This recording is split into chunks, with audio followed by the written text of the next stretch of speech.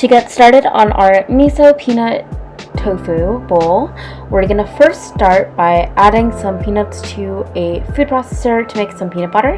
You can also skip this step and just use some peanut butter that you bought at a store.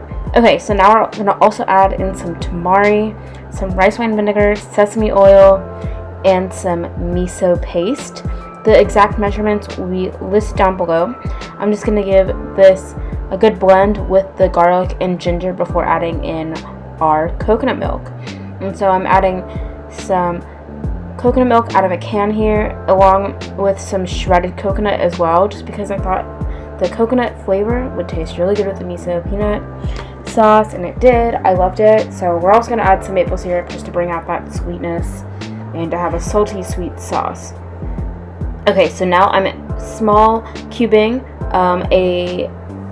one block of tofu, and make sure you press and dry this tofu before you cook it, otherwise it won't get as crispy as you would want it. Then I also made a cornstarch slurry by mixing in cornstarch and water in a bowl until it made a more liquid consistency, and this helped make the tofu more crispy when I cooked it before adding in the sauce. So now we're adding in the sauce. We're just going to cook it into the tofu until it's nice and combined and yummy.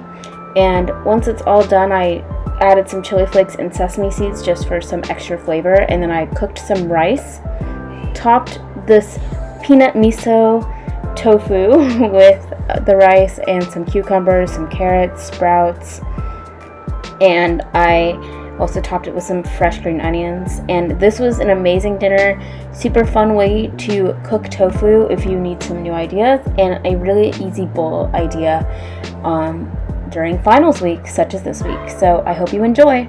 Thank you.